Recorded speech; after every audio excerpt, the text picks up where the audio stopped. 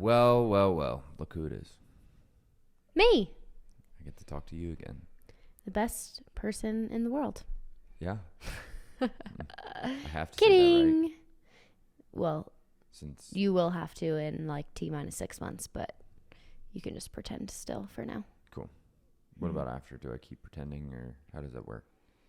No, then magically it's just like sunshine and rainbows because then we're married. Got it. Yep. That's how life works. We go off into the sunset. Mm-hmm. Cool. Yep. I'm excited. How are you today? I'm good. How are you? I'm good. I'm feeling a lot better. Nice. Rona is calming down. It is. Fingers crossed, knock on wood, that I Stay negative. stay negative. That's the plan. Got some snow outside today. I always feel like that's nice and relaxing and calming. Yeah.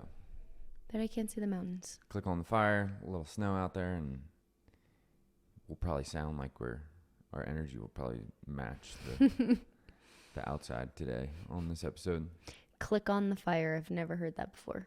What a do, all-terrain crew. We're here with another episode of the Fueling Fire podcast. Clicking on that fire. Wow, wow. And today we are going to talk about emotional quality. Mm-hmm. And maybe talk about, is happiness something that you're in control of or not? Interesting. What do you think most people would say? In control, out of control? I definitely feel like it's pretty 50-50. Mm. I've heard a lot of people say, like, oh, that guy going roo-roo saying that you can control your happiness.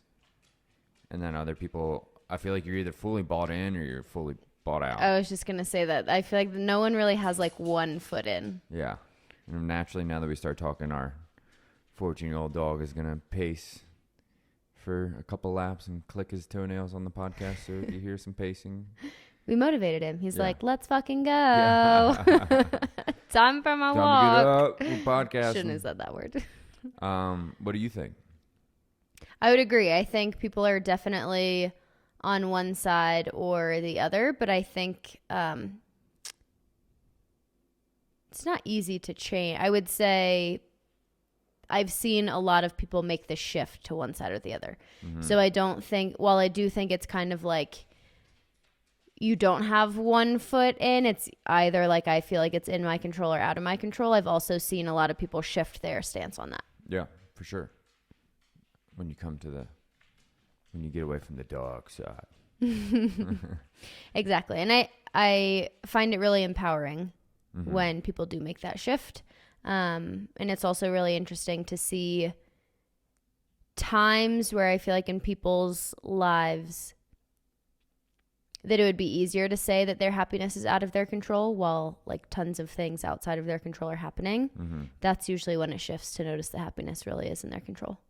When it feels like things are out of control, it's easy to say. Like so many external circumstances, like natural disasters, deaths in the family, COVID, like all of these other things that are happening, they're like very clearly out of your control. I'm thinking of like specific athletes that we've had like 5 horrendous things happen at once. And that's when this shift kind of goes over to I'm in control of my own happiness, when you would think it would go the other way. Yeah. And taking the victim mentality and kind of going that way. So you're saying it's almost easier to feel like you're not in control of your happiness when things are going easily. Yes. Going well. Mm-hmm. Cool. Well, let's hop into it. Today we're just gonna, within talking about emotional quality, we're just going to maybe give some insight as to what has worked well for us to at least give ourselves a chance to live our happiest lives. Mm-hmm. And how when we really try to create and cultivate that space internally, or maybe when we shifted from trying to create that happiness from things externally and realized that it's required that we have to do it internally, things have been a lot better for us since we've been doing that. Yeah, absolutely. And this definitely comes from personal experience, I would say, from both of us over the past 18 months or so. and focusing especially on emotional quality. So I think later in the episode, it'll be really interesting to see kind of what emotions the two of us have gravitated towards and if they've changed. I know mine have changed for 2022. So yeah, it'll be interesting to kind of dive into what's resonated with us and how we've gotten where we are. Yeah. And how it's just kind of a path. Yeah. You know, like story-wise, you know, I had a friend who, him and I, you know, would talk about stuff in the past, and he's like, oh, I have this cousin who, you know, swears by you can control your happiness, and he thought it was a bunch of malarkey, and, you know, he's kind of, to me, and I was also this way, but he kind of resembled that archetype of like, you know, you do the things that you're told that you should do. Mm-hmm. You know, get the job, make the money. Just like checking the boxes. Yeah. You know, become an adult, get married, and like not really ever checking if like that's what he truly wants, right? Like, so him being very much like, no, like you just do this. You just kind of, you know, you do the things that you're taught and told, and you just shut up, and whether you're happy or not, you just keep doing it, right? Yeah. And so he kind of represents, like, he's somebody who doesn't believe that, and it's like the archetype to me, if you're somebody who doesn't believe that you're in control of your happiness, is that you're expecting these things like the paycheck and the sexy wife or the car or the weekend with the boys to be what gives you happiness. Yeah. And I hope that kind of makes sense. You know, I was kind of in that same boat where I like was always, you know, the external things are going to be what gives me happiness, making a certain amount of money so I can have, you know, enough pride or feel, you know, good enough. Yeah. In that. When do you think you started to see the shift? When I hit emotional rock bottom more than once. When was that? And what did that look like? You know, when maybe my pride or ego was shot down in the sense of like, you know, when we had the gym and not feeling like the gym was a success and that I failed, right? And putting in all this effort and tying up into like my happiness, thinking that like if I made a successful gym and if I became a CrossFit Games athlete, like that would be what gives me happiness. And then having all my effort not pan out to that external circumstance or external thought of what it should be. Yeah. Or the thought of me thinking what the external outcome should be. And it not being that way is really what then made me hit emotional rock bottom. And so that's kind of that, you know, trying to position the pawn pieces on the chessboard externally to give me this internal base thing. And when it didn't pan out, hitting emotional rock bottom. And then being able to reflect, right? Like, well, why the fuck am I not happy? Like, I'm still healthy. I have an amazing fiance. I have dogs. Yeah, you do. I have 3 awesome dogs. You know, what's there to not be happy about? So I hope that makes sense. Again, it's cloudy out today, so. It does. There's a couple things I wanted to pick apart with that. One would be, I was bringing this up at the beginning of a lot of times when people make this shift, there's something out of their control that seems like it almost knocks them into having that mentality. And I'm wondering if for you, getting rhabdo was anything, does that moment kind of feel like that started the journey a bit, or are we talking after that? No, that's a good question. I think I kind of see what you're hinting at, and I think we could kind of pick that apart in the sense that, you know, sometimes when people's backs are up against the wall where everything externally that they can't control is coming at them, is kind of when they batten down the hatches, like, look, I got to control my happiness somehow. Yeah. Or mess well. For me, it was external things not panning out the way I interpreted them that they should. Right. That crushed my ego, right? Like it was an external thing crushing the ego and pride and desire and dream and aim versus like, you know, I couldn't do it. Did you notice like pride, ego, all of these things as maybe something getting in the way or holding you back before that happened? Or was it kind of that illuminated? I think that illuminated it for sure. Yeah. It made me do a lot of self-introspection of, you know, what's going on here, like why, you know, nobody else has this expectation of me, right? That I should.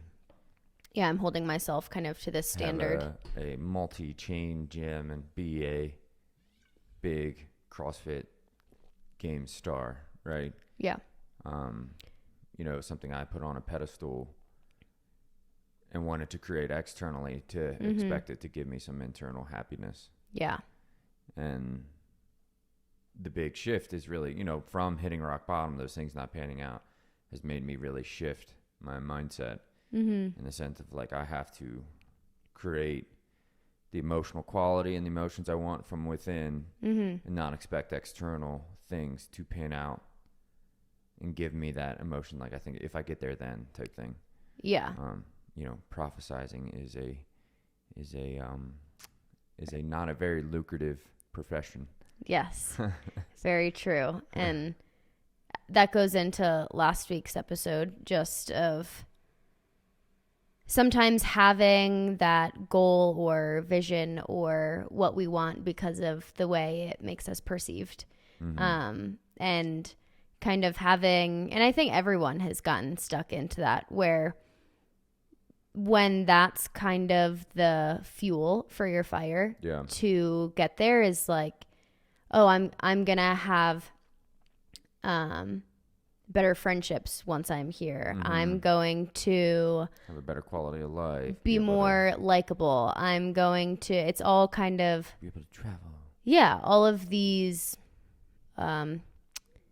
factors that are so reliant on that outcome. And so really trying to focus that on the process. And we went into kind of charging the mountain last week, but that's where we're really trying to touch on the emotional quality of focusing on not necessarily solely on that outcome and what it's going to give you, because it's not like you get there and you push a button and all of a sudden it's like, boom, happiness has arisen. Congratulations. Here's your prize.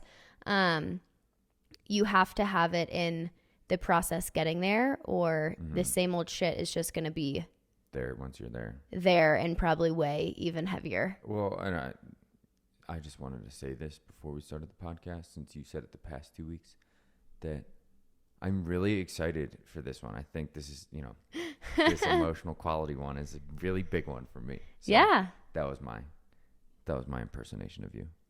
The past 2 weeks, Hailey was like, these are going to be so big for me type thing. So, but this is your big one. This is my week. This is your week. You own this week. I'm proud of you. I think that's a lot of what people struggle with this day and age too, is getting to places in their life thinking that it's going to produce some sense of happiness, and it doesn't.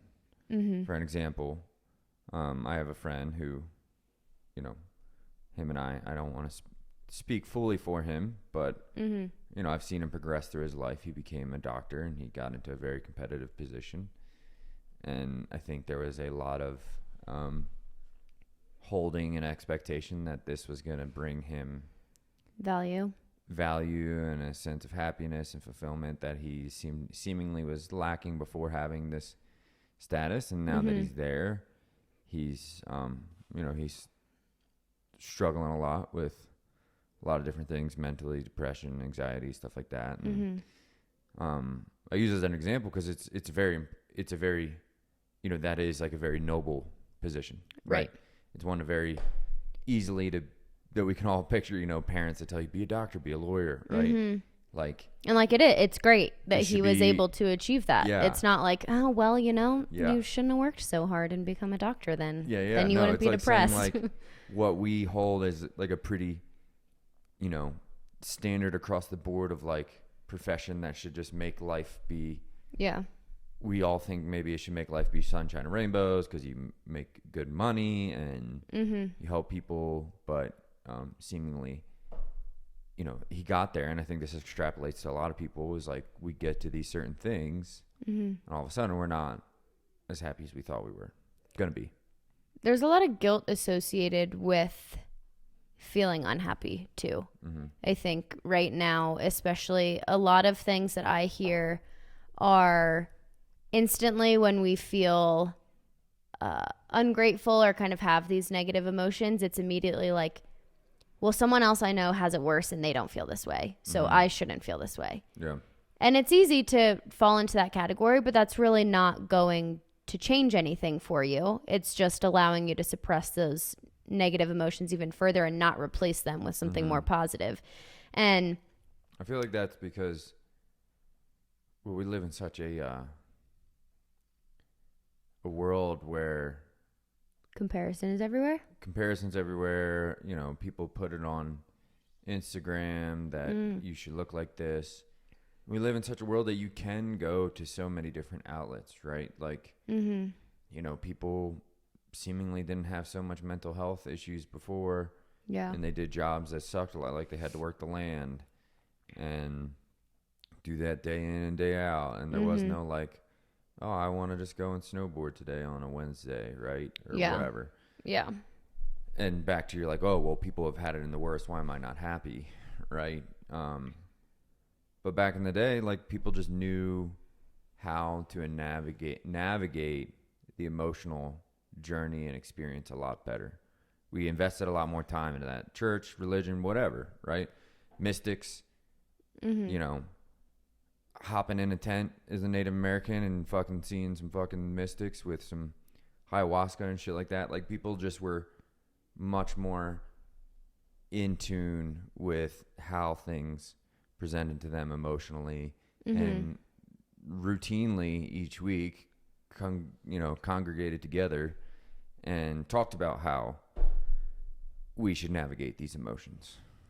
Right. It's just proof that it's not situations and what you have to show for your life that makes you happy. It's the emotions that you're bringing to your everyday existence and experience that's going to make you happy. And we get so focused on changing the situation and outcome and not so focused on the emotional quality. And it's sad because we only have, as human beings, enough, or like this amount of mental energy and effort to put into every day, every hour, every moment. And when we're utilizing that energy to change an outcome instead of to change the emotions that we're bringing into that present moment, we're wasting our energy. And it's going to give us a bigger bang for our buck if we can bring that emotional quality with that aim and vision and intent, so that no matter where we're going and no matter what the situation and outcome depends on being, our happiness isn't reliant upon it. So do you think that it's possible to have an intent of bringing certain emotions to your day-to-day actions and actually making those emotions be present? Yeah. I think it's very similar to the phenomenon of when you're looking for a new car and then you see it everywhere. When you prioritize, and maybe this is just my own experience, but when I've chosen and focused on trying to know more of a specific emotional quality in my life, all of a sudden I see it show up in so many different places. And it's not like anything has changed. Yeah. Like the same things are happening, the same conversations are happening. It may just be the way I'm showing up and the way I'm perceiving the situation unfolding. And the emotion that I choose to see is illuminating itself a lot more than the one I default to. Like I default to negativity pretty easily. And that's something I've always struggled with, and almost having that masked in productivity of like, well, I find the flaws so I can fix them. Yeah. Like that's what I do. I find them and I edit them, and this is like what I'm good at. It's kind of that analytic brain. But then you're just only picking up more negative. You're only aware of more negative. Right. And I don't think I really realized that until you and I worked together. And it's definitely still a process and really, really difficult to overcome. But I think with last year's emotions, and maybe we can get into the specifics of kind of what they were last year and this year's, also just choosing emotional qualities that aren't just like happy, sad. Yeah. Being more specific with things that have really resonated with me. I've seen that show up so often in my life, and I'm like, oh my God, all of those things are sitting right in front of me, but I didn't really have the language to realize that they were right there. Yeah. It's like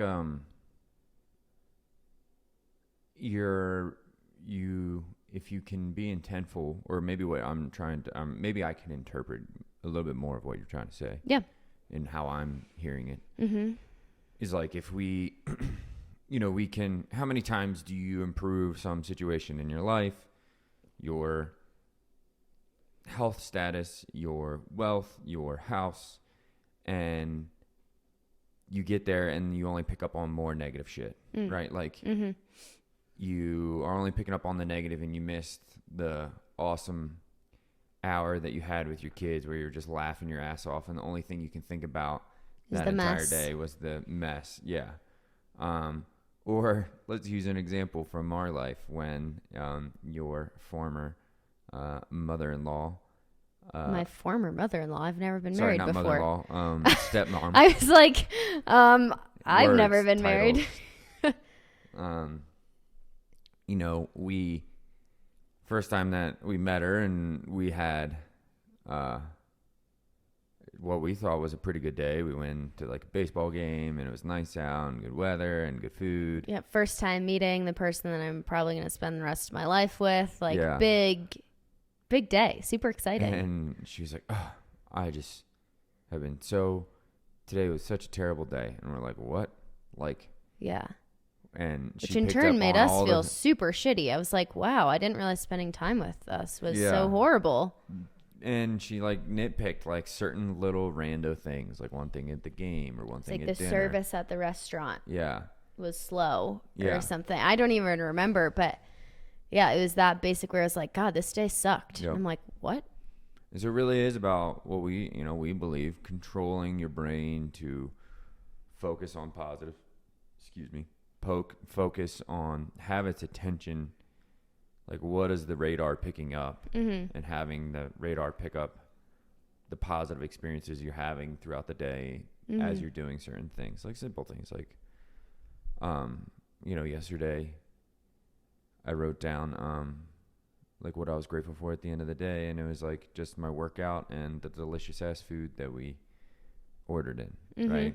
And it like immediately perked me up, and I had a little smirk on my face, and it's like, how simple is that? Right. Yeah. And it's like, we lose the happiness of the simplistic things. If we're really stuck in that negative. So, that's just kind of how I see it, is how many people level up certain things and they get to that next spot and they only pick apart something else. Like, oh, I had this radical transformation. I lost 100 pounds, but now I just have like this little bit of sagging skin, and I'm still negative towards myself, and I don't feel any better about myself than I did when I was 100 pounds heavier. Right. Or we moved to this new place, and now like, oh, the fucking HOA is so horrible. Yeah. And it's like, what? You really wanted to get to this new realm of happiness. I feel like a lot of people see it when they have kids. Of like, and I think sometimes it's the expectation that these new things will make all the old stuff go away. When really we carry that negativity, we all carry our baggage with us everywhere we go, and it gets heavier and heavier and heavier if we don't start to unload it and really look at it. And that's one of the hardest pieces, is noticing those quote unquote flaws in yourself, or maybe this is the difficult part for me, but noticing kind of where we've gone wrong, acknowledging the fact that something within our control is actually what's going wrong. It isn't necessarily everything else. And we can use that to have a lot of shame come up, or we can use that to empower us that it's either our fault or we have the control to change it. Does that make sense? Yeah. You're looking at me confused. You know, I got a little bit. Sometimes my brain goes blank, that happens. Basically having the control or being able to take that self-awareness and understand that creating this change from within can create a lot of shame, because it's like, oh, I was the one in charge. It's my fault then that I'm not happy. It can go that route of negativity. Yeah. Or it can go the other realm of, oh, I'm so empowered. I'm the one who has the control to change it. Just the way we look at it. And that shows up in really, really simplistic terms of the language that we use when we're speaking. And that's something that we work with our athletes on a lot, of just the way they talk about exercise, food, their relationships, like just making really, really minor shifts in the language takes the negativity and shame out and changes it into power, empowerment, and control from within. Yeah, for sure. A lot of layers to this onion. Just like you. So yeah, I mean, what are some things all right, so we are saying that we have to bring awareness to what emotions is our brain picking up on, kind of like the car. And that if we don't, we become very susceptible to, if I get there then, and then we get there and we're still picking up on only the negative shit. So if we're saying that it's possible for us to control our mind's emotional radar, what are some things that maybe have worked well for you? What are some things that maybe have worked well for some of our athletes to get them to start picking up on a positive mental shift? I have a few that come to my brain. But and you want to go for it then? I think the biggest one that just comes to mind for me is bringing awareness, but I don't know if that's where you're going to go. Yeah, bringing awareness for sure. And meaning like if we don't know how we feel, how the hell are we going to change it? Yeah, for sure. So like what works well for me is, visualizing certain things that maybe I want to accomplish together in the business, or me and you, and just kind of bringing awareness to like, what are the emotions that like I expect to feel if that happens, labeling those emotions like, oh, in this, if I'm visualizing in my meditation us being here, like I'm visualizing joy and excitement being present in my life. And then I like and do you actually see like what joy and excitement looks like in that moment? Yeah, and you can feel it because you're visualizing it. And so most of this for you is coming through a meditation. Yeah, but then taking that of what I'm expecting to gain once I accomplish a certain thing, and then saying, when I go to put it into actual usage, like when I write out my day, right? Like writing out the things that I need to do, and then what are the two emotions that like I demand to be present today? Because it has to start with the actions I'm taking now. Yeah. Right. It has to start with in the becoming and the process and the doing, because that's all life is, right? Right. And I think that's the tough line to flirt with a lot of people is like, well, how do you set targets for yourself? Because, you need to set targets because you want to grow and you want to. Right. Stagnant is not going to. Yeah. And you want to be in a financial position that you can do whatever it is for your kids or whatever you want, right? Right. Or your health, right? You need to set targets. But it's that fine line of like, how do you not put all your happiness and eggs into that basket of that? And I think it's saying, it's like, look, I can have a vision for where I want to go.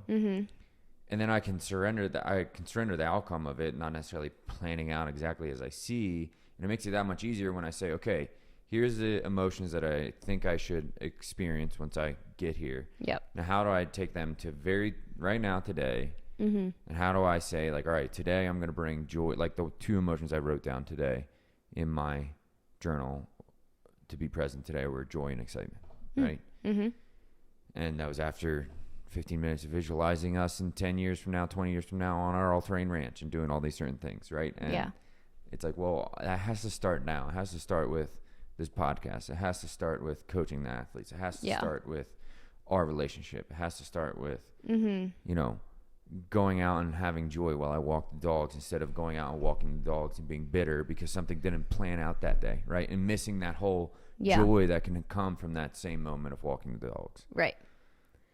I don't know. Did that no, well? I think that's really that helpful. wordy? No, it's really helpful, and it's something that I've been talking about with our All Train Humans Going Through 10 Points Happier is finding where those emotions, positive emotions, are already happening in your life and taking away the all or nothing mindset of either I'm excited or I'm not excited. And looking at it more of like, or if the two emotions you want to bring are joy and excitement, it's not, that doesn't mean, or writing that down doesn't mean that every single moment today you will feel joy and excitement. And I think it's shifting that of, I either feel zero of these things or I feel that all of the time. Yeah. And I think the language that's been really helpful for me is that I want to know more of whatever emotion it is. That's where the awareness comes in, like you were saying earlier, right? If you can set the intent that I want these emotions to be present, then you become aware when they're not. Right? And that's where you can then really start to say, okay, how can I bring joy and excitement into this moment? Yeah. Do I need to change my outlook? Do I need to extract myself? Do I need to remove a dragon between you and I in our relationship? Yeah. And I think just taking that second, and it sounds like this is what you do during your journal of what do these emotions look like kind of in action.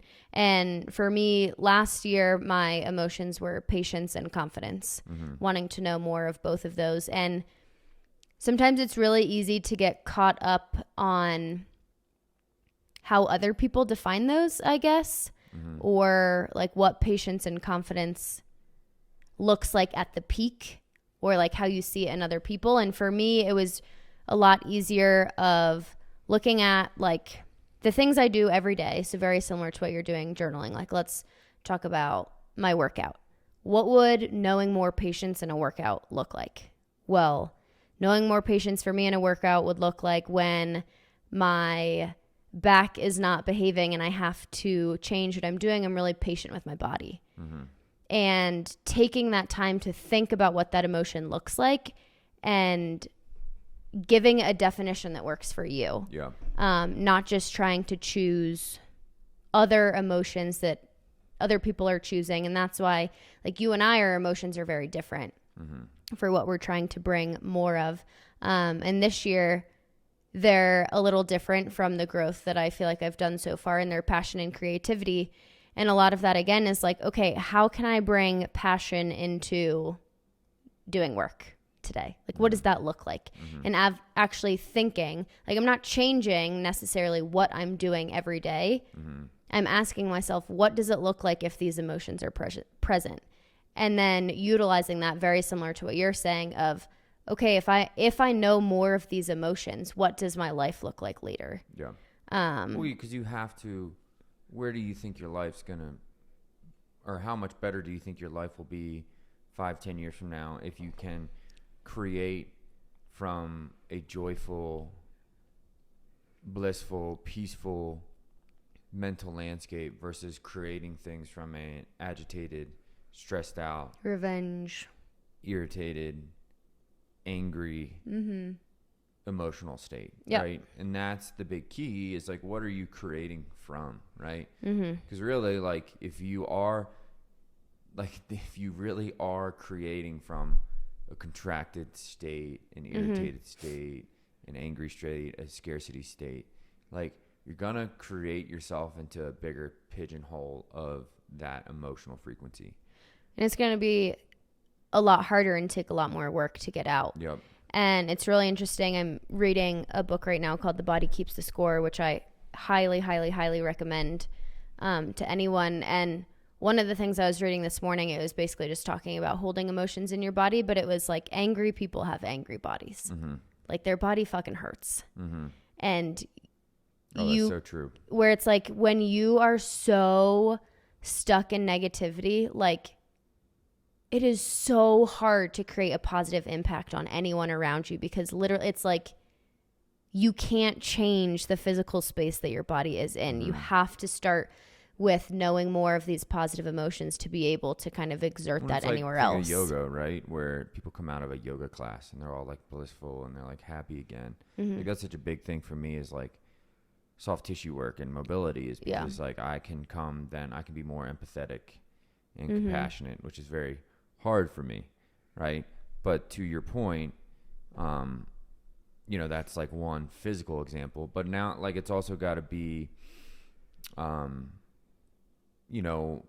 something that you train mentally, right? Like repetitions with the mental muscle, like relationships, right? Like instead of we've talked about this ourselves, is like extracting dragons, as we call them, immediately, right? With radical truth and transparency, because we'd rather pull the Band-Aid off now when it's just a little flesh wound, and then instead of try to pull the Band-Aid off later and it's you got to amputate the whole leg, right? Well, and you notice the way we're able to communicate when we talk about it sooner. The emotion hasn't gotten sky high yet, so you're able to have just that quick comment of, hey, well, there's not this is what's happening. It's not like, oh my fucking God, like now I feel like you're chewing me out and it's just horrible. And now it's like this small thing has somehow erupted. Yeah. It's like, well, if we can just talk about the small thing while we're in this emotional state that's more grounded and relaxed. Because people sweep it under the rug and then they let it blow up after 10 years of cultivating this relationship that they've been putting dirt underneath the rug. And now to get anywhere, the arguments turn into, you always do this. Well, you always do that. Well, I do this because you did that. And well, remember when you did this. And then it turns like, you're just like your father. And you're just like your mother. Where can you even get to with that, right? You're just two people in a very emotionally charged state. And like maybe we can go down this rabbit hole. Two things that I'm thinking of that we can maybe dissect is it's also controlling your reactionary lower level parts of your brain, right? Like that's what you're trying to do. Yeah. Because a lot of times what we don't realize is like these negative low frequency emotions come up because our fight or flight response kicks in, right? Or we have an expectation of somebody to do something and it doesn't do it exactly like that. So for example, like when the dogs do something on a walk and it doesn't meet my expectations of how they should act, I get met with this feeling of anger, right? And so I can choose instant. To act, it's instant because I'm having this adrenaline because their expectations not meeting me. And so it's like, well, where do you want to take this action from? Where do you want to create the next experience from? Do you want it to be from this emotionally charged angry state and go and like, maybe it's you, right? Maybe you have you don't meet an expectation that I thought that you should do. And it's like, would it be better for me to act out right now from this angry response state? Or would it just be like, hey, like, all right, I have obviously an expectation that didn't get met. And now is it possible for me to bring joy and excitement into this? Maybe even joy and excitement into letting you know I had this expectation. And we talk about it and you're like, oh, wow. Like, totally. I had no idea. Sorry. And I'm like, oh, wow. I came from this joyous, happy place. It doesn't trigger you, right? It doesn't trigger your emotional reaction brain. Yep. Right. And then I also got to bring joy that we could advance our relationship together. Right. And that's like an example of everything. Like, where are you creating from? Right. Yeah. Where are you creating in your business from this place where somebody didn't meet your expectation or employee didn't meet your expectation? And now are you going to talk to them from this angry state that's emotionally charged? Or are you going to say, is there potentiality for me to talk to them about this from a joyous state? And if I am, right, if I think about that consciously, I'm probably also going to picture how this could play out better than the future, right? I'm like, is it possible? Well, it's possible for me to bring in joy because if I talk to Hailey you know, about this thing in the business, and we come together on it, and we improve it, like that's going to improve our machine to go even further to our goals versus me coming to you as maybe an employee, and now you're just feeling like, oh my gosh, like, is there a consequence coming for me? Like, he was so angry. Like, I'm just trying to put out this immediate fire. Then every time you come to talk to me, I'm like, guard is raised like, what the fuck did I do wrong? Yep.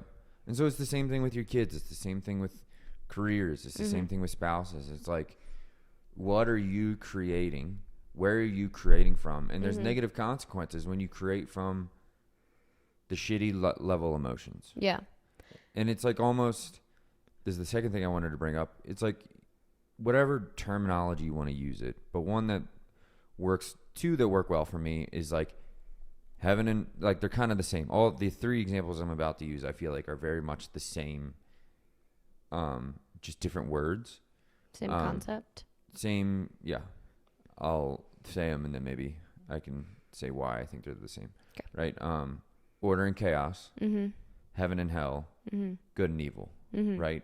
For me, all of those at this point in my life make me think, what side of the emotional frequency are they on?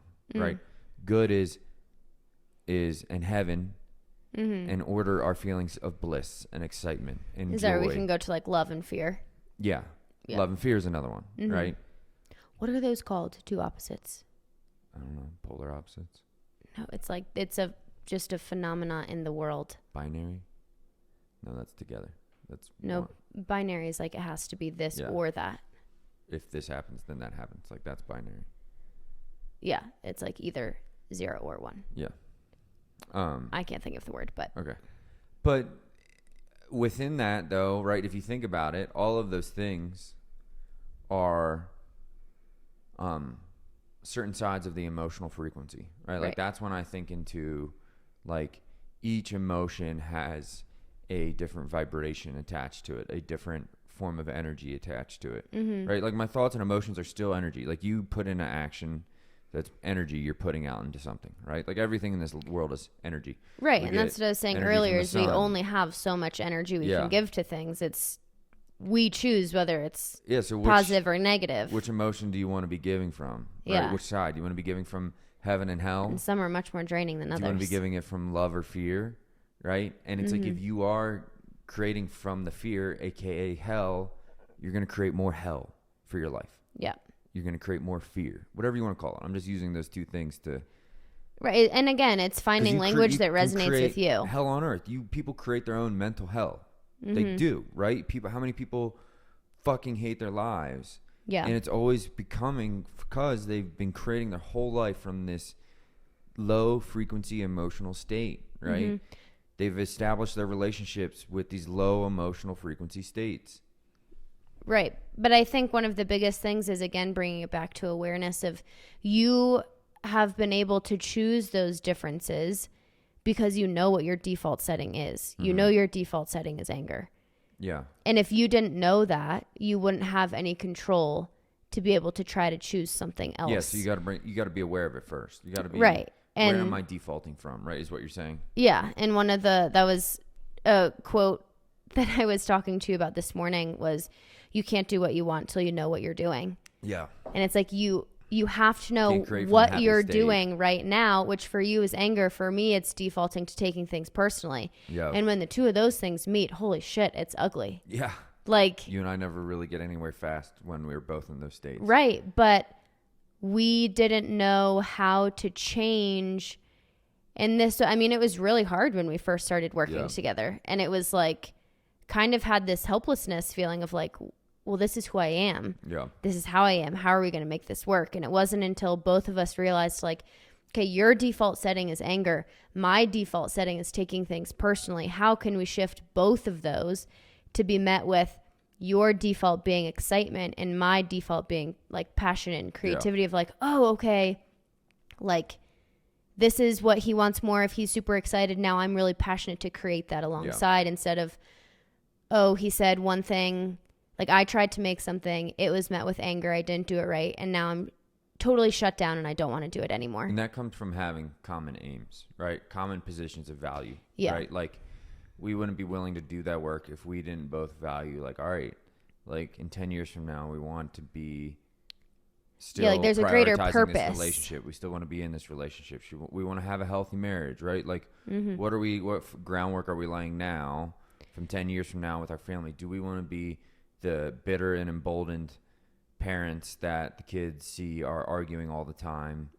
Or do we want to start laying the groundwork now for this common position of value that we have of, like, we want to be the happy parents where the kids see that, you know, the parents are in love and they care for each other and they're kind and they're compassionate. And they want to come back to the house and, like, they feel like this is a comfortable, calming environment that feels good to be around. Yeah, so it all comes from where you creating emotionally, always. Yeah. And the more you let those negative create and continue and do more reps from that negative position state, you create more hell in your life.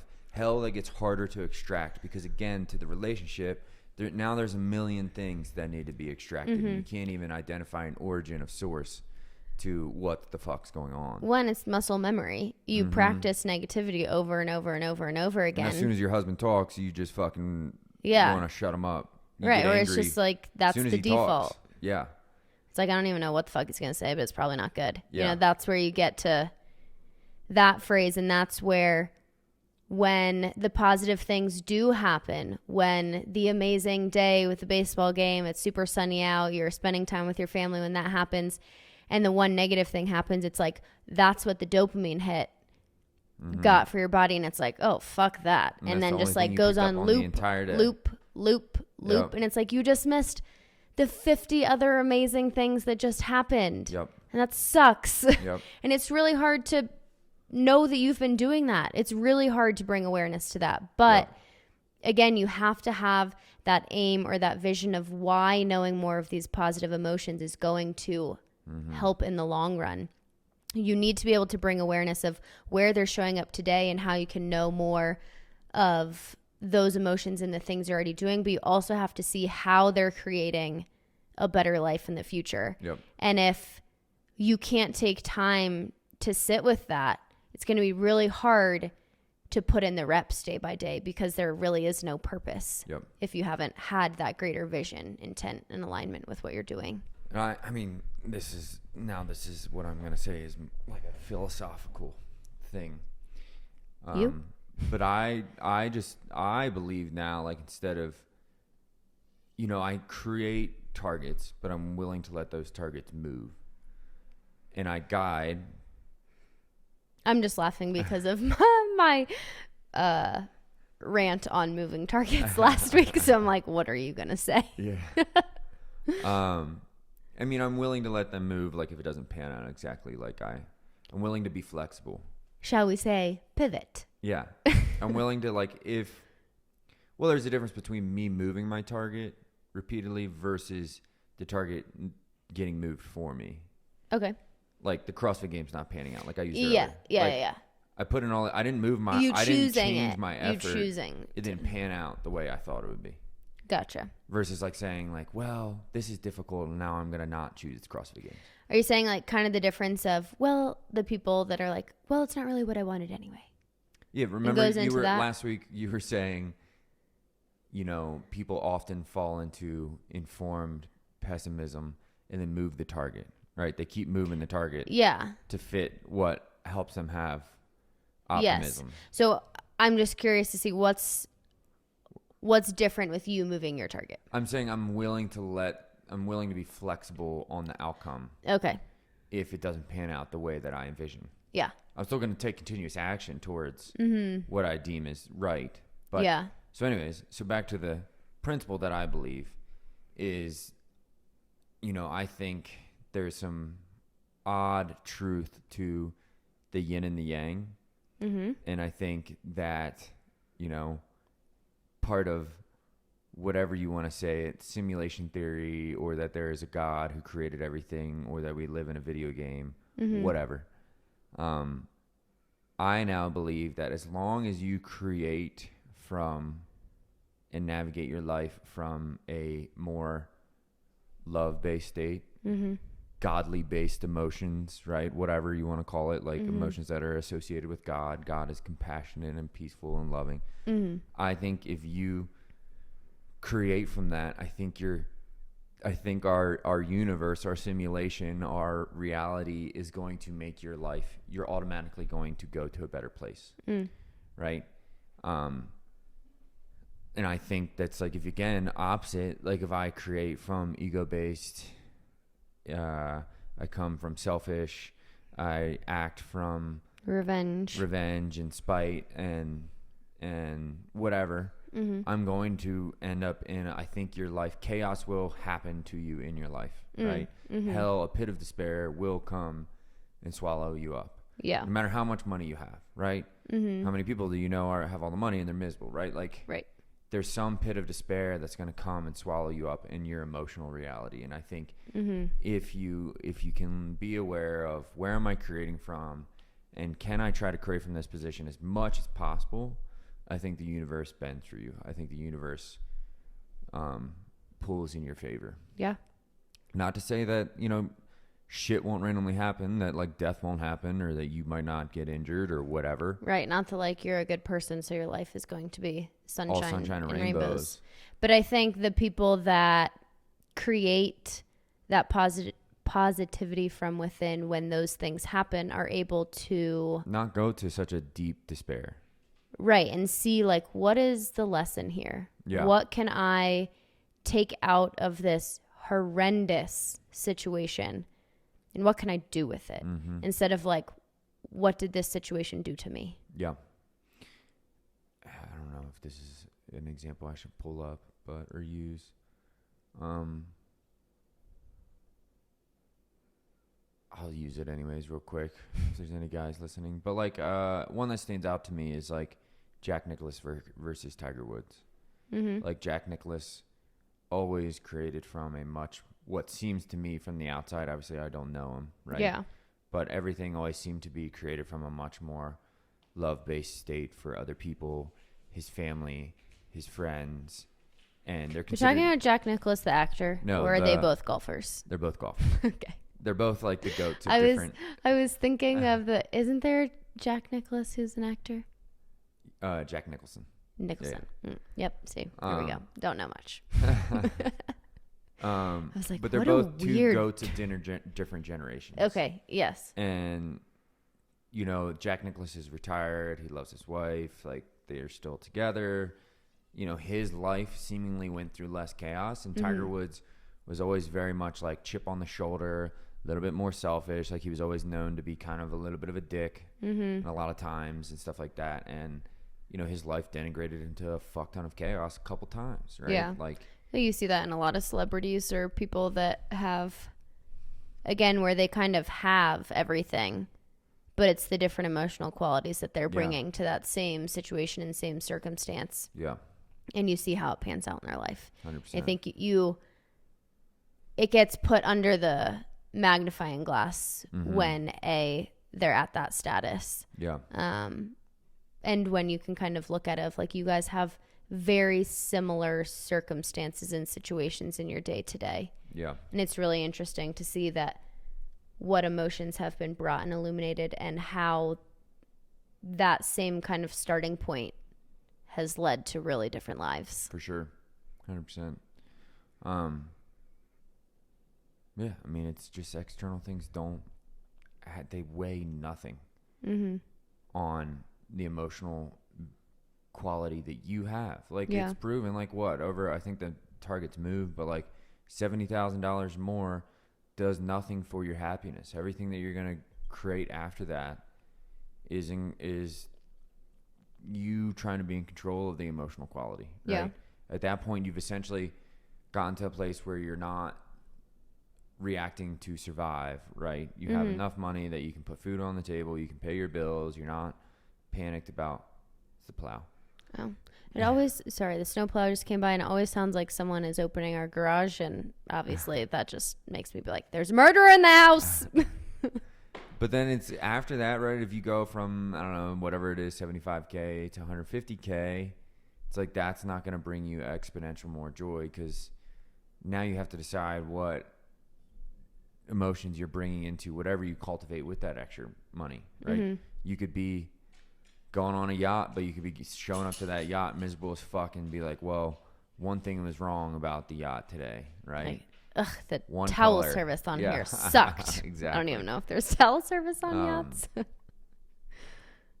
I'm sure if you own a yacht, you can get towel service. I was trying to think. I was like, what goes wrong on yachts? I'm not sure sure. you Clearly, we don't own a yacht. Own your own yacht. You can probably put whatever service you want on that yacht.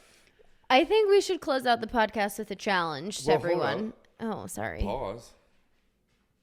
I was just getting excited. Are you in a hurry to close up? No. Yeah, I'm in a really big hurry to go make a snowman outside. We've said that you need to bring awareness to what are your defaults, what spot are you typically acting out of or reacting out of to life situation, circumstances, people, relationships. And once you can bring awareness, right, then setting an intent of like, what are the emotions I do want to bring present into this? And if you set the intent, then that brings your awareness. Like if you don't even have an intent to what emotions do you want to bring into it, you're not aware of when you're not in them, right? You're stealing my challenge. So we've said there's a couple things, we have to create from an internal based place.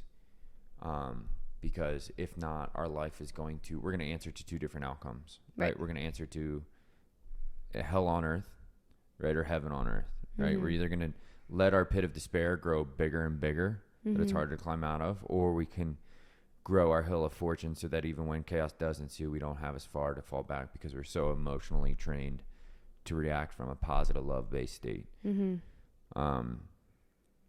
So we have to be in control. We are in control, right? It's like the Matrix, right? Back to the Matrix. If we're saying we're living in a simulation, I believe that we're in control of what place are we creating from this emotional frequency. And it's very apparent in the universe and history that good supersedes evil, right? Love supersedes fear and hell, right? Like Nazis and allies, right? This seemingly more powerful machine of evil was still defeated by people in a mentality of doing something for love, right? And so I think these emotions are also universal laws, right? And so we get to choose which emotions do we want to be fighting for and acting out upon. And if we can, then we have a much more likely chance of creating the thing that we expect to gain if we were to create an external based outcome, right? We can create that more frequently in our life. So maybe that swayed people into believing that you are in a little bit more control of what emotions you're in consistently. And we believe that you have to do that. If you create a name, you have to do that from the very beginning with the actions that you're taking from the start. Because if not, you're going to start creeping a little bit more down to a negative association. Like maybe you grow the business, but then you begin to loathe the business because now the actions you're taking to keep it and stay there are things that you let slip under the rug that you hated, or there's a dragon that needs to be extracted or something that's creating this classically conditioned negative association. So, so I guess if the challenge being something that's going to give them something tangible, but I was going to say, how can we bottom line for people what we have done and utilize and give to other people that maybe they can go and take that into their day-to-day? Yeah, and that's kind of where the challenge was going to go with it. It was basically just saying... out of nowhere. I didn't know the challenge was actionable. Well, I'm basically challenging everyone to take action right now, to give yourself a second to bring some awareness to where you're at right now. And think of what your default setting is. What are those fear-based negative emotions that seem to show up everywhere? Yeah. They show up in your relationship. They show up at work. They show up in who you feel you are. They show up in how you parent. And just kind of bring awareness to it, not necessarily judgment. And then, because again, we have to know where we are if we want to know what we want to know more of. Mm-hmm. So that kind of being the first part is give yourself just a chance to have some awareness of what you're defaulting to. And then choose 2 emotions that you're demanding to bring to your present actions right now. And choosing 2 emotions that resonate with you. Yeah. And you can, if it helps, you can use my drill where I picture ourselves 10 years from now in the place that we dream that we want to be, and try to feel those emotions that are present, and then be like, bam, that's how I choose my emotions. Now, how do I take those that I'm expecting to gain from being there and bring them and cultivate them in my life now? Right. And I would love to actually hear what emotions people choose. So whether you're on YouTube, just go ahead and drop those 2 emotions that you choose in the comments. I definitely don't know how Apple and Spotify work, if you can comment on anything, but otherwise I would. On Apple, or just shoot us a direct message. I was just gonna say, send us a direct message on social media. A story of what are your 2 emotions you have present, if you listen to it, and then they can type it in, and then you can share it on your story. Yeah, perfect. I can do that as well. But I was even just thinking, just send us a message, send us an email.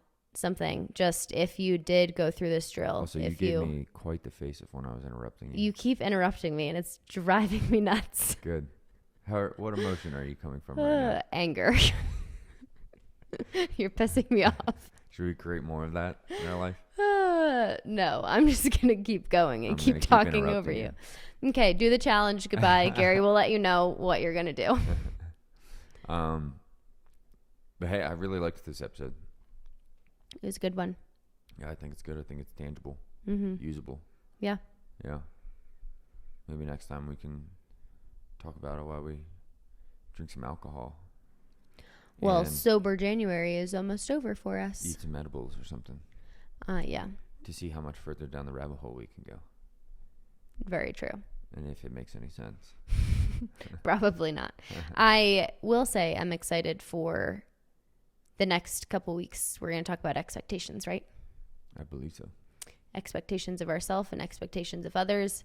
And my excitement will come right back. I'll steal the show again. Yeah, I think if there's anything, it's like The Matrix. Find another movie. No. Yes. You level up your intelligence. Boom, roasted.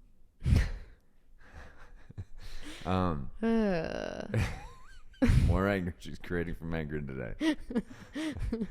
I'm not in control. You are just annoying.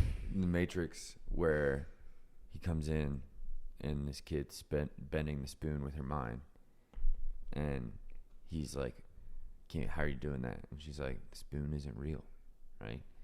And that's where it comes into, like, all right, I am in control. Like, if I am in control, if I create from a love-based state, yes, a peace-based state, like, that is bending the spoon, right? You're bending the universe to a positive place for yourself and those around you in your tribe. Like, you are in control of the reality and the experiences that you come around you by electively choosing to create from those higher frequency emotions. The end. Thanks for listening. I just feel like dragging on a little bit for whoever's listening, just to. You sound like you're high right now. I'm a little high today off my meditation and caffeine, and I don't know, You're a little like, euphoric today. You're like just talking. You know, like, I do live a lot of my life. We're talking on the radio, and I live a lot of my life in a euphoric You're listening state. To 97.3 smooth jazz. What did you say? You what? That I live a lot of my life in a euphoric state. You do. I don't know how to deal with you right now. Story of your life. Peace, fam.